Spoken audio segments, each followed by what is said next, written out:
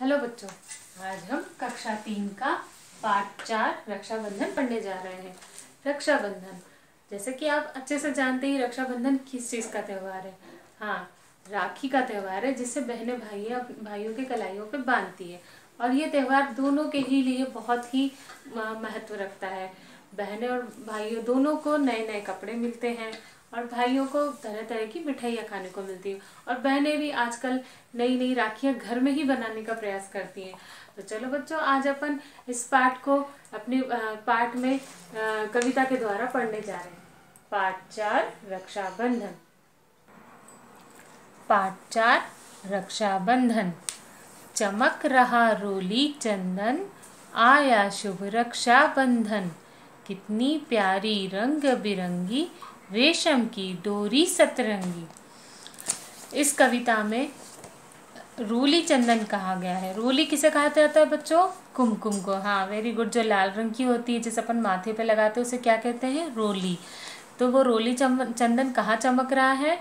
हाँ, भाई के माथे पे चमक रहा है। चमक रहा रोली चंदन, आया शुभ रक्षाबंधन। और किस त्योहार पे अपन ने भाई के माथे पे तिलक लगाया है? हाँ, राखी के त्योहार पे। और कभी कभी अपन भाई दूज पे भी लगाते हैं ना बच्चों। तो ये क्या कह रही है? चमक रहा रोली चंदन, आया शुभ रक्षाबंधन। कितनी प्यारी रंग बिरंगी, रेशम की डोरी सतरंगी। जो अपन चित्र में भी अपन देख रहे हैं बच्चों कि जो बहन भाई को राखी बांध रही है, वो क्या है? वो राखी नहीं है, वो क्या है? रेशम है। और रेशम के धागे का ही ज़्यादा महत्व होता है। तो पर वो रेशम की डोरी कैसी है?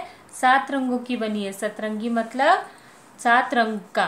सतरंगी मतलब क्या होता है? 7 रंगों का। तो वो अपनी राखी कैसे बनी हुई है? रेशम की डोरी से बनी है। और वो डोरियाँ कैसे रंग की है? 7 रंग की है। तो वो इसलिए वो बहुत सुंदर है, रंग बिरंगी है। और कैसी है? 7 रंगों की है। और वो कहाँ बांधी? उसने बहन ने भाई को की गलाई पे बांधी है। तो जब ये सब कार्यक्रम हो रहा है, ये त्योहार मनाया जा रहा है, तो बच्चों का मन कैसा है? प्रफुल्लित है। क्या है प्रफुल्लित? मतलब बहुत खुश होना, उत्साहित होना, बहुत ही मतलब मन को अच्छा लगना। उसको क्या बोलते हैं? मन के अच्छे लगने को क्या बोलते हैं? प्रफुल्लित होना। तो उसमें क्या उपमा दी गई है? मन उपवन। मन कैसे उनका खुश हो रहा है? जैसे कि बगीचे में अपने को जाने के बाद जो एक अच्छी अनुभूति होती है, अच्छी फीलिंग होती है, वहाँ हरे भरे पेड़ों को देखकर, झूलों को देखकर, फूलों को देखकर, तितलियों को देखकर जो अपने को अच्छी अनुभूति होती है, वैसी अनुभूति अपने को कैसे हो रही है? इस त्यौहार को मनाकर हो रही है। इसलिए क्या बोल रहे हैं? रक्षाबंधन का त्यौहार आने पर हमें सब कैसा लग रहा है? बहुत खुश लग रहा है, खुश लग रहा है चारों तरफ, बहुत अच्छा लग रहा है। तब आगे की पंक्ति में क्या कह रहे हैं? जल्दी आ राखी बंधवाना, प्यारे भैया भूल न जाना। दीदी ने यही लिया वचन, आया शुभ रक्षाबंधन। तो वो बहन क्या है? बड़ी है और अपने छोटे भाई को बुला रही है। तो वो छोटे भाई को भी भाई भैया ही बोलती, क्योंकि उसको भाई को भैया बोलना बहुत अच्छा लगता है। तो वो क्या बोल रही है कि जल्दी आ भाई, राखी बनवाने आना, तू भूल मत जाना। और उसने ये वचन लिया है कि वो जब तक उसको राखी ना बांध लेगी तब तक वो कुछ खाएगी पिएगी नहीं। इसलिए क्या बोल रहे हैं? राखी का दिन आया है, शुभ रक्षाबंधन आया है, भैया आओ राखी बंधवाने आ जाओ। तो अब अगले अपने पैराग्राफ में क्या कहा गया है? प्रीति प्रेम स्नेह से सिंचित, ये धागे धागे ना किंचित। ये है वचन त्याग अर्पण, आया शुभ रक्षाबंधन। तो वो क्या बोल रहे हैं? ये धागे कैसे हैं? केवल ये धागे नहीं हैं, ये किससे बने हुए हैं? ये प्यार और प्रेम से बने हुए धागे हैं। जिसको किससे सिंचित करना मतलब सींचना होता है। लेकिन ये सींचना या कोई पानी डालने से मतलब नहीं है। ये है प्यार से जो बने हुए, प्यार डला हुआ है इसमें, जो प्यार डाला गया है उसे क्या कहा गया है? प्रेम से बने हुए धागे, प्रेम से बनाया हुआ। तो ये धागे नहीं है केवल, ये क्या है? किंचित मतलब केवल। लेकिन ये धागे किस चीज से बने हैं? प्रेम से सींचे गए हैं, प्रेम और प्यार से सींचे गए हैं। और उसमें ये कहा, ये है वचन त्याग अर्पण, आया शुभ रक्षाबंधन। तो इस प्रकार से राखी में क्या होता है? त्याग और अर्पण का त्याग और अर्पण मतलब त्याग मतलब अपना किसी चीज़ को छोड़ना, अर्पण मतलब देना। मतलब राखी का त्यौहार किस चीज़ से अपने को अपने को सिंबॉलिक है, किस चीज़ को अपने को दिखाता है, ये त्याग और अर्पण को भी दिखाता है। तो इस तरीके से क्या कहा गया है कि ये धागे, ये जो राखी के धागे हैं, ये केवल धागे नहीं हैं, ये प्यार से बने हुए हैं, प्यार से सींचे गए हैं। और ये त्यौहार त्याग और अर्पण का भी है। बहनें अपने भाइयों के लिए बहुत कुछ छोड़ भी देती हैं, उनको जो अपने भाइयों के लिए बहुत सी चीज़ों को जो उसे पसंद होती है वो दे देती हैं। और भाई भी अपनी बहन के लिए बहुत प्यार से बहुत कुछ उसके लिए अपनी पैसों को जोड़ कर उसके लिए कुछ एक उपहार लाता है। वो उसको बहुत खुशी होती है अपने पैसों को जोड़ना, उसी को क्या बोलते हैं, वो अपने पैसों को जोड़ के अपनी बहन के लिए जो उपहार लाते हैं उसी को त्याग बोलते हैं। और वो बहुत खुश रहता है कि उसने अपनी बहन के लिए कुछ उपहार लाया। इस तरीके से क्या बोल रहे हैं, राखी का त्यौहार त्याग और अर्पण का भी त्यौहार है। और अगली और अंतिम लाइनें हैं, चमक रहा रूली चंदन, आया शुभ रक्षाबंधन। इस प्रकार से ये त्यौहार को बहुत प्यार और उत्सव मनाया गया। और इस कविता को किसने लिखा है बच्चों? हाँ, अनिल कुमार कश्यप ने लिखा है। तो इस प्रकार अपन ने कविता को पढ़ लिया। आपने बच्चों देखा होगा कि मैंने किसी लाइन पे अंडरलाइन किया हुआ है, लाइन खींची है। तो ये सारे शब्द कैसे हैं? कठिन शब्द हैं। तो चलो अपन इन कठिन शब्दों को एक बार दोहरा लेते हैं। रोली, पहला शब्द क्या है? रोली। फिर है रक्षाबंधन, प्यारी, डोरी, सतरंगी, प्रफुल्लित, फिर आगे है स्नेह, फिर किंचित, त्याग, अर्पण। ऐसे तो बच्चों उसमें बहुत सारे अभी भी बहुत कठिन शब्द है, लेकिन मैंने केवल 10 ही शब्दों को लिया है। अब जब अपन इसकी पुनरावृत्ति करते हैं तो अपन दूसरे शब्दों को भी ले सकते हैं। ऐसा ज़रूरी नहीं कि जो 10 शब्द अपन ने रेखांकित किए हैं वही कठिन शब्द है। कठिन शब्द कुछ भी हो सकता है इसमें से। ये सिर्फ अपने को लिखने के लिए भी किन्हीं 10 शब्दों को अपन ने रेखांकित किया गया है। तो अपन अब आगे पढ़ते हैं पेज नंबर 34 पर। पेज नंबर 34 पर अपनी अगली एक्सरसाइज है शब्द अर्थ। क्या है? शब्द अर्थ। तो पहला शब्द है शुभ। क्या है? जिसको मैंने पढ़ाते समय भी आपको उसको अर्थ बताया था, लेकिन अपन इसको पुनः एक बार पढ़ेंगे। शुभ मतलब अच्छा, सतरंगी मतलब 7 रंगों की, मन उपवन मतलब मन रूपी बगीचा, वचन मतलब वादा, प्रीति मतलब प्रेम लगाव, सिंचित मतलब सींचा हुआ, त्याग मतलब छोड़ना, अर्पण मतलब चढ़ाना या देना। अपन ने वैसे तो अपन ये पाठ गान का जो अभ्यास कार्य है होमवर्क में जो PDF के माध्यम से पूरा करेंगे, लेकिन फिर भी अपन बच्चों एक बार इसे अपन क्या कर लेते हैं, एक बार दोहरा लेते हैं। जो पाठ के जो प्रश्नों के उत्तर है अपन उनको एक बार दोहरा लेते हैं। रक्षाबंधन का त्यौहार आने पर सबका मन कैसा हो जाता है? अभी अपन ने पढ़ा था ना बच्चों, कैसा हो जाता है रक्षाबंधन का त्यौहार आने पर सबका मन? हाँ, प्रफुल्लित। Very good. कैसा हो जाता है? प्रफुल्लित हो जाता है। प्रफुल्लित हो जाना मतलब बहुत खुश होना। अब अगला प्रश्न है, राखी के धागे क्या दर्शाते हैं? अपन ने अभी पढ़ा था ना। हाँ, राखी के धागे क्या दर्शाते हैं? प्रेम और त्याग को दर्शाते हैं। किसको दर्शाते हैं? हाँ, वचन और त्याग और अर्पण को दर्शाते हैं। Very good. अब अगला है, रोली चंदन कहाँ चमक रहा है? सबसे पहले पैराग्राफ में अपन ने पढ़ा था ना बच्चों। हाँ, रोली चंदन कहाँ चमक रहा है? भाई के माथे पर चमक रहा है। अब आखिरी प्रश्न है, आप रक्षाबंधन का त्यौहार कैसे मनाते हैं? रक्षाबंधन का त्यौहार वैसे तो सब लोग अपने अपने रीति रिवाजों से निभाते हैं, लेकिन सामान्यतः जो रक्षाबंधन का त्यौहार मनाया जाता है वो ऐसा होता है कि बहनें भाइयों को राखी बांधती हैं। दोनों भाई बहन दोनों नए कपड़े पहनते हैं और भाई के कलाई पे राखी बांधती है और बहन उसको मिठाई खिलाती है और भाई उसके बदले में उसे एक प्यारा सा उपहार देते हैं। तो इस प्रकार से अपन इसको संक्षिप्त रूप में इस तरीके से कह सकते हैं कि हम रक्षाबंधन का त्यौहार भाई को माथे पर तिलक लगाकर, उसकी कलाई पे राखी बांधकर और उसे मिठाई खिलाकर मनाते हैं। तो इस प्रकार से अब हम अपना अगला प्रश्न है, कविता की पंक्तियां पूरी करो। तो पहला, इस कविता को अपन बार बार दोहराएंगे तो अपने को क्या होगा, ये कविता याद हो जाएगी। तो याद हो जाएगी तो अपन इस कविता की लाइनों को पूरा करेंगे।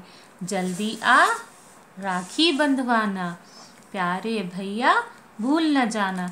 तो जो इसमें छूटे हुए शब्द है अपने को केवल वही शब्दों को लिखना है बच्चों। बाकी पूरी लाइन को अब नहीं लिखना है, जो शब्द छूट गए हैं केवल उन्हीं को अपने को यहाँ पे लिखना है। जल्दी आ राखी बंधवाना, प्यारे भैया भूल न जाना। अब अगली पंक्ति है, दीदी ने यही लिया वचन।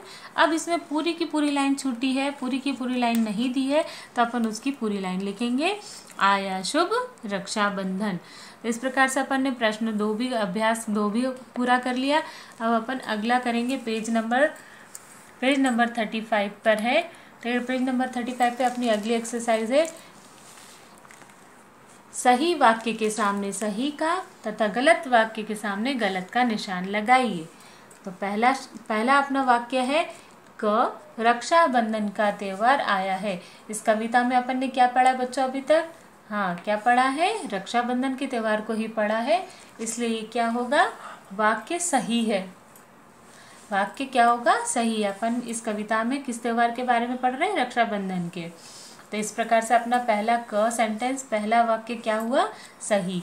अब अपना अगला है ख, रेशम की डोरी पचरंगी है। बच्चों अपन ने अभी क्या पढ़ा था?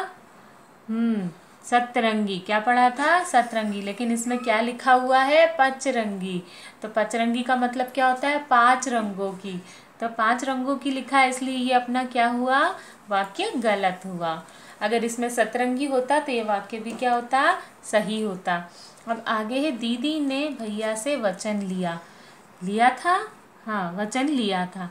तो इसमें क्या हुआ था?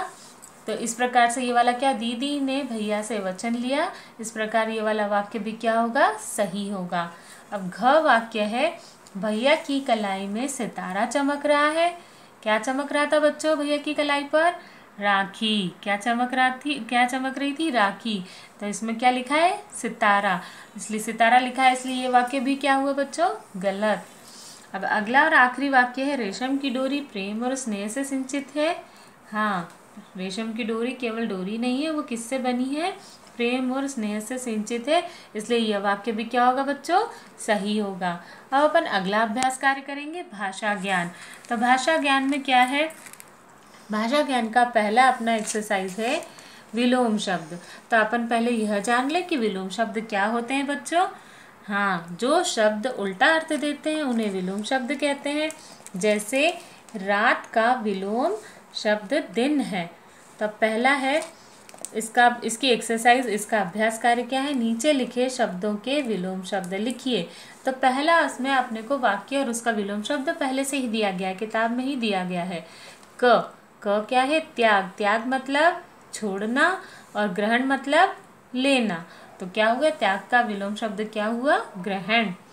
अब अगला है जल्दी। जल्दी, ख क्या है? जल्दी। तो जल्दी का मतलब किसी भी काम को जल्दी करना, शीघ्र करना। तो उसका विलोम क्या होगा बेटा? हाँ, देर। क्या होगा? देर। अब अगला है घ, आना। ग क्या है? आना। तो उसका अपोजिट विलोम क्या होगा? जाना। अब घ है प्रेम। प्रेम मतलब किसी से प्यार करना, तो उसका उल्टा क्या होगा? नफरत करना। नफरत को क्या बोलते हैं अपन? घृणा। क्या बोलते हैं? घृणा। तो प्रेम का विलोम शब्द क्या हुआ बच्चों? घृणा। अब यह शब्द है शुभ। तो शुभ का अपोजिट क्या होगा? अशुभ। इसमें अ लगा देने से बुरा हो जाएगा। अच्छा होता, शुभ का मतलब होता है अच्छा और अशुभ का मतलब होता है बुरा। अब आखिरी है थोड़ा। थोड़ा का क्या है? थोड़ा मतलब बहुत कम। तो उसका विलोम शब्द क्या होगा बच्चों? अधिक। अधिक मतलब ज़्यादा। तब इस प्रकार से अपन ने एक भाषा ज्ञान की एक एक्सरसाइज कर ली। अब अपन दूसरी एक्सरसाइज पढ़ेंगे जिसमें अपने को लिंग के बारे में जानना है। तो सबसे पहले अपन उसके बारे में जान लेते हैं बच्चों। संज्ञा शब्दों के जिस रूप से यह पता चलता है कि स्त्री जाति का है या पुरुष जाति का है, उसे लिंग कहते हैं। तो लिंग के 2 भेद होते हैं, पुल्लिंग और स्त्रीलिंग। पुल्लिंग शब्द से पुरुष जाति का और स्त्रीलिंग शब्द से स्त्री जाति का बोध होता है। जैसे पुल्लिंग शब्द है अपने पास भाई, तो उसका स्त्रीलिंग शब्द क्या होगा बच्चों? बहन। फिर उसी प्रकार पुल्लिंग शब्द अपने पास है आदमी, तो उसका स्त्रीलिंग शब्द क्या होगा? औरत। और उसी प्रकार से राजा, रानी। Very good. तब अपन ने इस प्रकार से पेज नंबर 35 के सारे एक्सरसाइज को कर लिया। अब अपन पेज नंबर 36 के एक्सरसाइज को कंप्लीट करेंगे। पेज नंबर 36 के एक्सरसाइज है, सब नीचे दिए गए शब्दों के लिंग बदल कर लिखिए। पहला है क, जो पहले से ही अपने को पुस्तक में दिया गया है, पति का पत्नी। अब दूसरा है घोड़ा, घोड़ा का घोड़ी।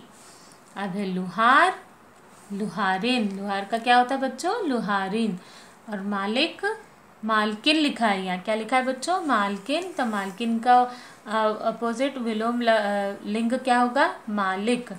अब यहाँ इसी प्रकार से लड़की लिखा है, तो लड़की का दूसरा अपोजिट लिंग क्या होगा? लड़का। अब जूता, जूता का क्या होगा? जूती। जब अपने पास ऐसी एक्सरसाइज लिखा हो ना बेटा, लिंग बदल के लिखो। तो उसमें ऐसा ज़रूरी नहीं होता है कि आपको पुल्लिंग दिया है तो स्त्रीलिंग लिखना है। अपने को कोई से भी शब्द दिए हो सकते हैं। जैसे ये पुल्लिंग है तो इसका अपन ने स्त्रीलिंग किया है। अब यहाँ पे स्त्रीलिंग था तो अपन ने यहाँ पुल्लिंग किया है। तो दोनों तरह के आपको शब्द दिए जाते हैं, तो आपको बस देखना है कि वहाँ पे स्त्रीलिंग है तो आपको पुल्लिंग करना है, और जहाँ पुल्लिंग है तो वहाँ स्त्रीलिंग करना है। अब आखिरी अपनी एक्सरसाइज सिर्फ अपने को समझने के लिए दी गई है। इसको अपने को उसमें कुछ करना नहीं, सिर्फ अपने को पढ़ना है और समझना है। तो इसमें क्या लिखा है बच्चों? इसमें अपने को सिर्फ ये अंतर बताया गया है कि आधा न और अम की मात्रा जो बिंदी होती है उसमें दोनों के उच्चारण समान होते हैं, लेकिन लिखने के तरीके अलग होते हैं। लेकिन अपन सामान्यतः इस तरह के शब्दों को ही वापरते हैं अपने लिखने में, ये वाले शब्दों को बहुत कम वापरते हैं। तो जिसमें पहला शब्द है चंदन, चंदन। तो जिसमें ये आधा न है और यहाँ पे चौ पे क्या लगी है? अम की बिंदी लगी है। अब दूसरा है अंदर, तो यहाँ पे न में आधा न लगा है, लेकिन यहाँ पे अ पे अम की बिंदी लगी है, लेकिन वही उच्चारण समान है। अंदर, अंदर। उसी प्रकार ये डंडा, डंडा। तो डंडा में ये अणा है आधा, अणा का आधा अक्षर लिया गया है, लेकिन यहाँ पे अम की बिंदी लगी है, लेकिन दोनों का उच्चारण समान है, डंडा और डंडा। उसी प्रकार से अंडा और अंडा। अब इधर की तरह अपन इस साइड के अक्षरों को पढ़ लेते हैं। बंधन, बंधन। तो यहाँ पे आधा न है, लेकिन यहाँ अम की बिंदी है, लेकिन उच्चारण वही समान है, बंधन और बंधन। लंबा और लंबा। यहाँ पे आधा म आ रहा है और यहाँ पे अम की बिंदी आ रही है, लेकिन वही उच्चारण समान है, लंबा, लंबा। अब ये पंख, पंख लिखा है, लेकिन ज़्यादातर अपन इस तरीके से नहीं लिखते, अपने लिखने का तरीका यही होता है, पंख। लेकिन ये उच्चारण समान है, पंख और पंख। अब ये आखिरी शब्द है बच्चों, झंडा और झंडा। यहाँ पे अणा लगा है और यहाँ पे अम की बिंदी लगी, लेकिन उच्चारण समान है। तो इस प्रकार अपन ने बच्चों आज का पाठ रक्षाबंधन कंप्लीट कर लिया, पूरा कर लिया। इसके एक्सरसाइज को कंप्लीट कर लिया। नमस्कार।